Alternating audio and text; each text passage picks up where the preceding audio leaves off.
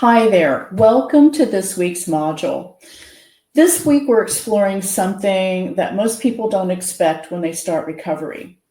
How much what we give to others can influence our own healing. This week, we'll take a look at why giving processed foods to others, even when we're not eating them ourselves, can still affect our brain, our identity, and our cravings. We'll walk through the neuroscience of cue exposure, the emotional patterns that keep us stuck, and the small practical shifts that can make a big difference. It's not about judgment. It's about understanding what's going on underneath the surface so you can make choices that truly support your recovery. So let's dive in. Now, the food that we're giving to others might sound like a strange thing to focus on, especially if your recovery feels like it should be about you and your choices. But this week, we're going to look at how what we offer to others is deeply connected to our own healing. Let's take a look at why this matters. Most people entering recovery expect to change their own eating. That part makes sense.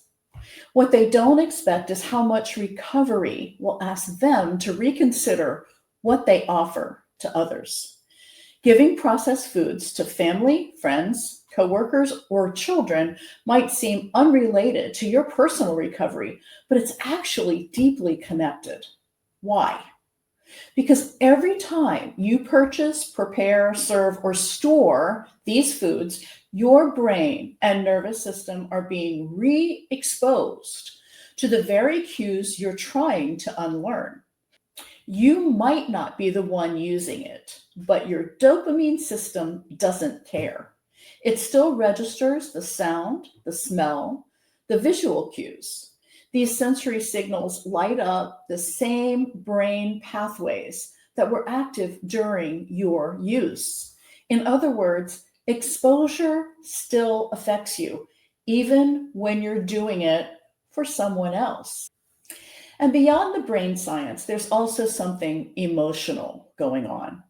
Continuing to give these foods to others can keep certain identity structures alive, especially the ones that developed to protect you in the past.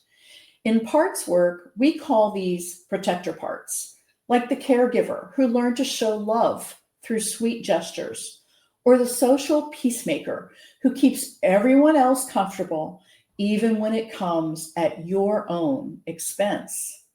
So, when we talk about stopping the habit of giving these foods to others, we're not talking about control. And we're definitely not talking about judgment.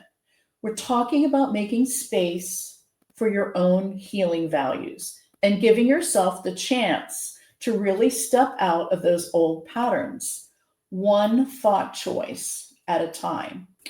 Now we're going to talk about the science of cue proximity. Let's go a little deeper into how this actually works on a biological level. Cravings don't just come from inside you.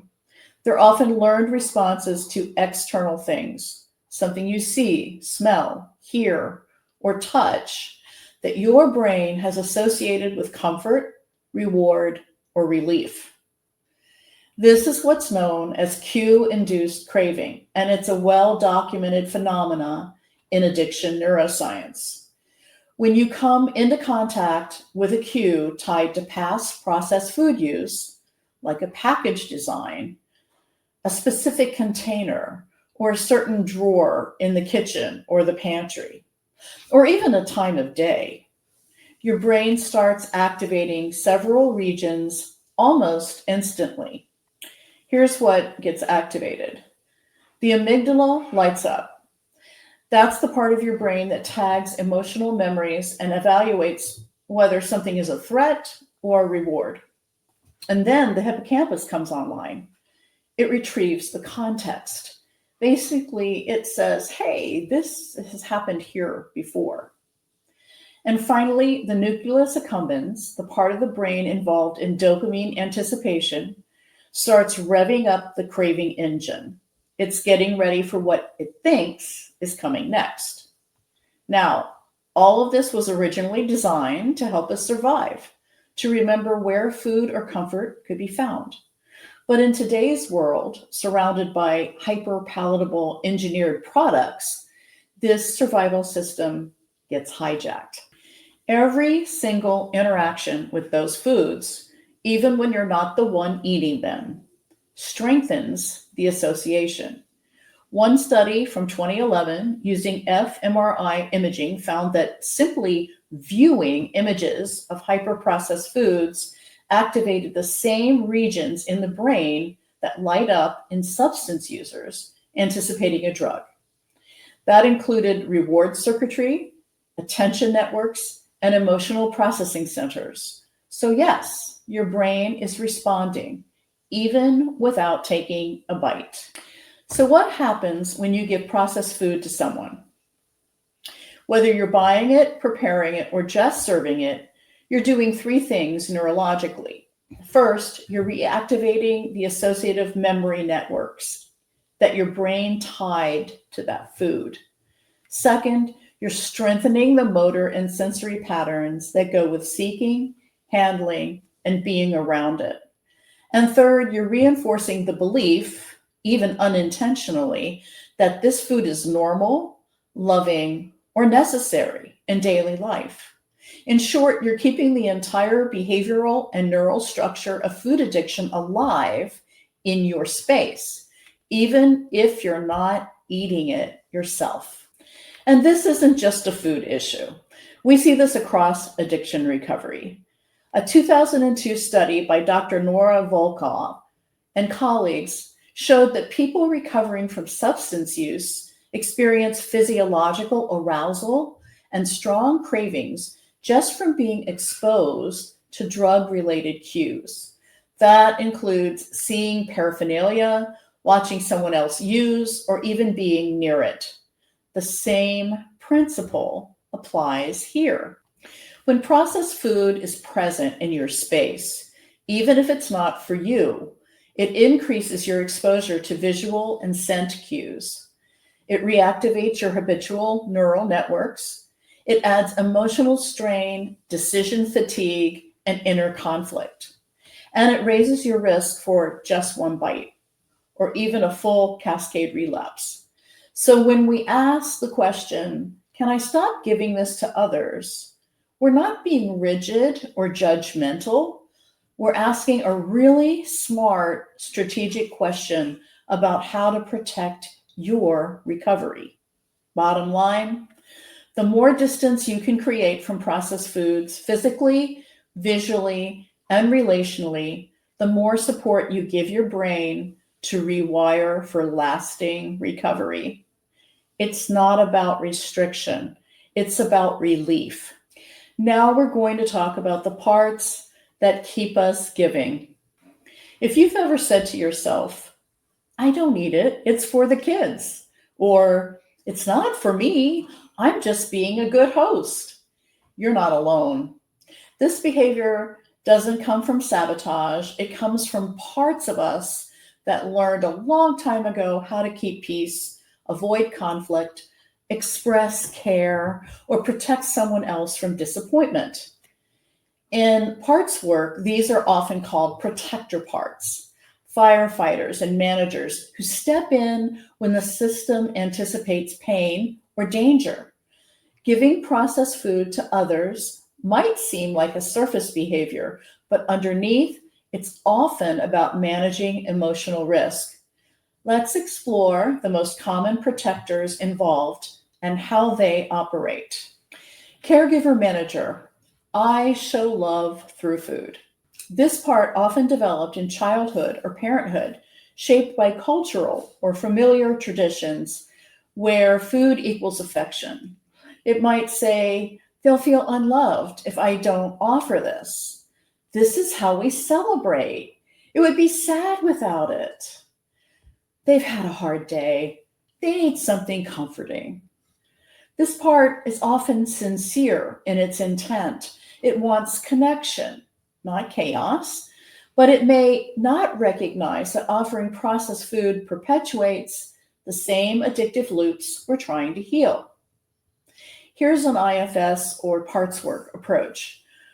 What are you afraid might happen if we stop offering this kind of food? What does it mean to you to be a good caregiver? Would you be open to exploring other ways of showing care? Social firefighter. Just give them what they want. It's easier. This is the part that hates conflict. It would rather hand over the bag of snack food than endure a moment of tension. It might say, I don't want to deal with their reaction. This isn't a time to fight a battle. They won't understand, and I'm too tired to explain. This part is protecting you from interpersonal overwhelm. It associates resistance with rejection, criticism, or emotional drain. It often operates fast, shutting down discomfort through appeasement. Here's some questions you can ask yourself. What do you believe will happen if you say no? What past experiences shaped this fear? Can we experiment with a softer script and see how it feels? Conflict avoider manager. I don't want to seem obsessive. This part is hyper aware of how you're perceived. It often fears being judged, excluded, or labeled difficult. It might say, I don't want them thinking I'm part of a weird diet cult. It's easier to go along than make a scene. They'll roll their eyes if I bring it up. This part is protecting your social belonging, which is a real survival concern. Humans are wired to stay in groups, and being othered can feel threatening. Here's some questions that you can ask yourself. Who are you afraid of disappointing? What does this part remember about being judged? What do you want people to understand about why you're changing this? Now let's talk about the shame protecting manager or exile adjacent part. Who am I to set a boundary? This part often carries messages like, I messed up so many times. Who am I to tell others what's healthy? I don't want to seem like I think I'm better. If I take this seriously, I'll have to admit that I was harming people before. This voice may come from a part still burdened by shame or unworthiness. It's afraid that setting boundaries will expose you to scrutiny, or worse, to your own grief about the past. Here are some questions that you might ask yourself. What's the pain this part is still holding? What's it trying to protect you from feeling? Can we offer this part some compassion and reassure it that growth isn't hypocrisy? Why these protectors matter. These parts aren't making excuses. They're responding to emotional truths. The truth that food has been a love language. The truth that social peace has felt safer than resistance. The truth that identity and worth have often been tied to what we provide others. By turning toward these protectors with curiosity and compassion, we create space for new roles to emerge, ones rooted in present-day healing, not past strategies. When a part feels heard, it no longer needs to push the same behavior. Change doesn't happen by force. It happens through inner cooperation. Now we're going to talk about reframing what nourishment means. When we start changing how we eat and how we feed others, something bigger than nutrition starts to stir. Because for many of us, food has never been just about food. It's been about a way of saying, I love you. I'm proud of you. You've had a hard day. Let me help. So when we stop giving processed foods to others, it doesn't just feel like breaking a habit. It can feel like we're breaking a bond, like we're taking love off the table. And that can be emotional, even disorienting. But here's the truth. We're not taking love away. We're redefining it into something that supports healing and not harm. The reason this feels so loaded isn't just social, it's neurological. Highly processed foods trigger dopamine, a lot of it, especially when we're stressed. And over time, the brain starts to link those foods with comfort, relief, and even belonging. You've probably seen this firsthand. Maybe when your kids lit up at a birthday party or when you handed someone a treat on a tough day. Those moments create powerful emotional memories, and the brain stores them. The insula maps the feeling. This feels good. The amygdala flags it as safe and comforting. And when you're stressed, the prefrontal cortex often steps aside. Your brain says, "We know what works. Go get backed." So when we say food feels like love, what we're often remembering is regulation, not nutrition, but relief. So now comes the beautiful question. If food has been our way of showing care, what else is possible? We're not getting rid of joy, celebration, or tenderness. We're just upgrading how we express them. Instead of food equal love, let's try presence equals love. That could look like sitting down with someone and truly listening, asking how they are, and really staying present for the answer. Sharing time together that's about connection, not consumption. Instead of treat equals reward, we shift to safety equals reward. That means creating a calm, cue-free space where nervous systems can relax. That's what most of us really need anyway. So instead of sugar equals comfort, we'd rediscover co-regulation equals comfort. A soft blanket, a kind note, a shared walk. Moments that don't spike dopamine, but offer something more lasting, connection and care. From a behavioral science perspective, substitution matters. Trying to just stop a behavior doesn't usually work, but replacing it with something else, that sticks. A 2011 study on smoking found that people who used gum or breathing exercises during cravings were way more likely to succeed than those who relied on willpower alone. And that holds true for us too. Instead of handing someone a sugary snack, maybe you offer your time, your presence, a quiet moment. Instead of snacks, you offer a ritual or a grounding practice. Instead of teaching, "This food will soothe you," you show up with emotional availability, predictability, care. These aren't second best options, they're better ones. You're offering relief that lasts, not relief that backfires. Of course, not every part of you will be on board right away. Some might say, "I don't know how else to show I care. What if they don't like this new version of me? What if it just feels empty or awkward now?" And to those parts, we can say, "You've done such a beautiful job showing love through food. You were doing what you knew, and it meant something. Now we're learning something new.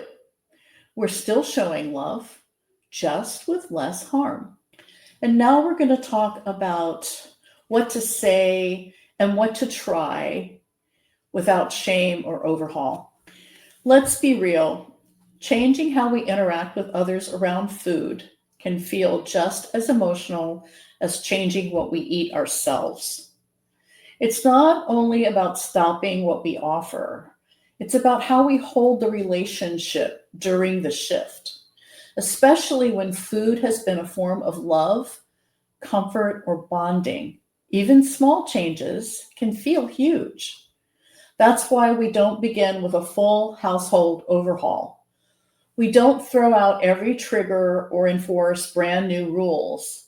That kind of all or nothing approach tends to provoke pushback, both from our inner parts and from the people around us.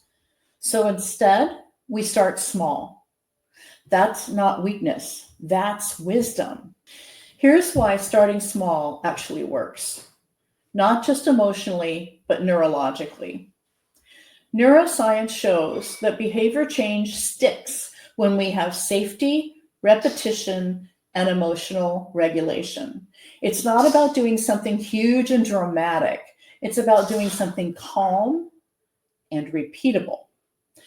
In 2012, researcher Philippa Lally found that it takes an average of 66 days to form a new habit, and that consistency, not intensity, was the most predictive factor. That means your nervous system needs time and safety to adapt. And if you're doing parts work, this also is where your protectors come in. They're more likely to support the change if they help shape the pace, if they aren't ashamed for resisting, and if they're gently invited to try something new. Change doesn't have to be dramatic to be powerful. So let's talk about real life. What do you say in the moment when someone asks for something you no longer want to offer, or when you're trying to show love without food? Here are some gentle, respectful scripts to try. If someone asks for a processed food, you can say, "We're trying something new that's been helping us feel more clear and calm." Or, "I've found that having less of that stuff around really helps with focus and mood." Or, "We're experimenting with a reset in this house. Not about rules, just about support." If you're trying to show love without food, you might try, "Of you and wanted to offer time, not a treat." Or, "I'm learning new ways to care that feel nourishing in a different way. Want to try it with me?" Or, "You matter to me and I want to give you something that actually helps long term." These aren't just polite ways to say no, they're powerful reframes that keep the door open to connection. And the best thing about this is that you can create your own that are adaptable to your personality and your situations. Sometimes the tension isn't about what others ask, it's about you trying to stop buying or serving things that have become routine. Here's one approach. If you want that, feel free to pick it up for yourself. "I'm working on not keeping it in the house right now." Or, "I'm happy to support you, but I need a little distance from that stuff in our shared space." You're not policing, you're setting a boundary for your own safety.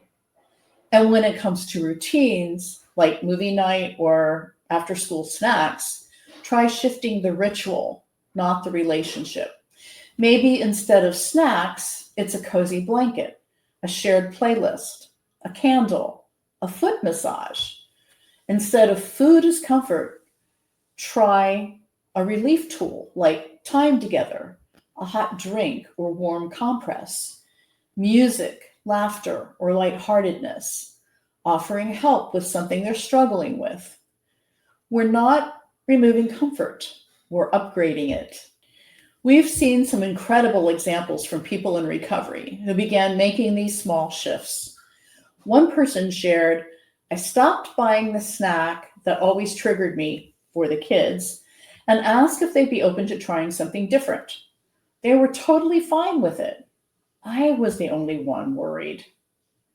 And another told us, "Instead of baking the usual birthday dessert, I created a celebration table with candles, photos, and notes of appreciation. It turned into something deeper than food." And another person shared, "I let my partner know I was struggling with having certain things in the pantry. We came up with a shared shelf just for my recovery safe items. It helps so much. These aren't massive changes, but they shift the emotional tone of a whole household. Now, let's bring it all into action with 3 small experiments to try this week, if you're up for it. Choose one food item you've been buying or offering to others and try replacing it, pausing it, or reframing how you offer it. Choose one phrase from today's list, say it out loud to yourself, or write it in your journal. Let it become familiar. Or number 3, choose one new ritual that expresses care or love without processed food, something that feels genuine, simple, and repeatable. Remember, you don't have to get this perfect. One step done with clarity and compassion is enough to start changing the emotional ecosystem of your home. You're not doing it alone. We're in this together. Today, we're going to be talking about what to expect emotionally. If you've been thinking about stopping the habit of giving processed foods to others and you feel hesitation, if even talking about it brings up anxiety, if you've pictured someone disappointed or confused or hurt and guilt bubbles up, I want you to know that doesn't mean you're doing something wrong. It means you're doing something human. And actually something incredibly brave. Because this isn't just about what we serve at the table, it's about what we've believed about love, connection, and our role in keeping others and ourselves okay. This shift touches our identity. It touches relationships, and it absolutely touches the parts of us that have always worked so hard to keep the peace. So let's talk about why this feels so hard, even when we want the change. The brain is wired for predictability, not optimization. That means even good change that we have chosen, can still feel like a threat to the nervous system. And when the caregiving behaviors you've changing have become practiced for years, maybe even decades, your body may interpret stopping as danger. There's science behind this. Research in social, cognitive, and affective neuroscience found that when people experience rejection or identity loss, their brains activate the anterior cingulate cortex, the same region in our brain that processes physical pain. So if you're thinking it's just a snack, why does this feel so big? This is why. Because to your brain and body, it's not just a snack. It's part of a long-standing emotional pattern. In parts work terms, this is when your protectors may start to panic. They're not just worried about someone else's reaction. They're worried about your own safety, your worth, and your belonging. Here's what those protectors might say. This will make things awkward. You can respond gently. I get that you want things to feel smooth and safe. Let's try one small change and see how it goes. We don't have to make a big deal of it. Or they might say, they'll think I'm judging them. And you can say, you're right, we have used food to stay close. But what if closeness could mean honesty and support instead? And this one comes up a lot. I'm not sure who I am if I'm not the one who brings the treats. To that, you can say, let's find new ways to feel valuable, not for what we provide, but for who we are. These parts aren't obstacles, they're invitations. Every single one is a doorway into deeper recovery work. When we slow down and listen instead of override, something powerful happens. We're not just changing a behavior, we're healing the belief systems underneath it. We're shifting from, I have to do this to be loved, to I can be loved while being honest, discerning, and boundaried. That's real recovery. It's not just about food, it's about identity. Because these changes are emotional, especially if food was your go to way of connecting. It's important to have tools that help your body feel safe as you rewire. Here are a few gentle strategies that you can try when things feel tender. Grounding touch. Place one hand on your chest and one on your belly and breathe deeply. This calms the vagus nerve and helps the body signal safety. Name the part. You might say silently, "This feels like the part of me who always tried to be the peacemaker." Orient to safety. Look around the room and name 5 safe things you can see. This brings your nervous system back into the present. Connect with community. Talk to someone who understands, not to get fixed, just to be witnessed. Let me leave you with a few reminders, ones that I hope you'll carry with you as you practice these new shifts. You're not taking something away. You're offering something deeper. You are not being difficult. You're being discerning. You're not abandoning anyone. You're just beginning to show up differently. And yes, it might feel tender at first, but it won't always. With every small, compassionate choice, you're reinforcing a new story, one where you're allowed to protect your mind, your space, and your recovery, even while still loving others. That's not selfish. That's sacred. And now we'll talk about this week's journaling prompts and final thoughts. Let's begin with a simple question, but one that opens a big door. What has giving food to others meant to you over the years? Has it been a way to show love, to keep the peace, to fill a role you were expected to play? Sometimes it's helpful to ask, what value was I expressing? What kind of person was I being when I handed over that plate or packed that lunch? You may discover that this gesture was never just about the food. It was about identity. Now ask yourself, what do I fear will happen if I stopped offering these processed foods? Disappointment? Conflict? Rejection? These aren't silly fears. They're deeply rooted. See if you can name the parts of you that carry these concerns. The peacemaker, the hostess, the giver. Let them speak. They have a story to tell, and they deserve to be heard before anything changes. If processed food was your way of showing love, what would it mean to express love another way? Maybe it's time. Maybe it's presence. Maybe it's the courage to ask how someone really is and stay to listen. This isn't about withholding. It's about offering something more lasting, a connection that doesn't melt or crumble or leave a crash behind. If you gave yourself full permission to protect your space, to live your recovery out loud, to let your offerings to others match your healing on the inside, what would change? One item removed from the cart, one boundary spoken gently, one choice made from love instead of obligation.